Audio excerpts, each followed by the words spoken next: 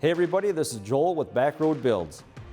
Welding wire comes in many different diameters, so how do you choose which wire size to use? Let's take a few minutes and discuss some of the things that you should take into consideration to help you choose which wire size to buy. Most homeowners or anyone with only one welding machine more than likely wants to have one wire size to fit all their needs. Each wire size has a range of material thickness that it is capable of welding. Unfortunately, the ranges overlap quite a bit and can make it confusing to choose which wire size is best for you. Think of the welding wire as a fuse. The larger the wire size, the more current or amps it will take to melt the end of the wire. So while there may be more than one wire size that can weld the thickness of material you have, one wire may actually weld better at a certain material thickness. First, think about what material thickness you'll be welding on 80% of the time.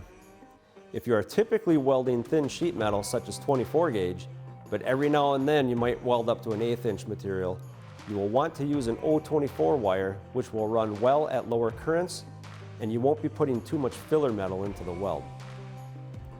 If you are welding with materials around 1/8 inch up to 5/16, you will want to use 030 or maybe even 035 if most of your welding will be closer to the 5/16 thickness. If you are typically welding thicker material like 3/8 to 1/2 inch, you will want to run 035 or maybe even 045 if your welder is capable. The larger wire will handle the higher currents it takes to weld the thicker material and will also increase speed and efficiency when making a lot of welds.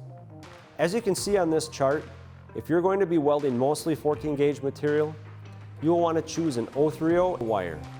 And 035 will also weld the 14 gauge material, but it is on the lower end of their range.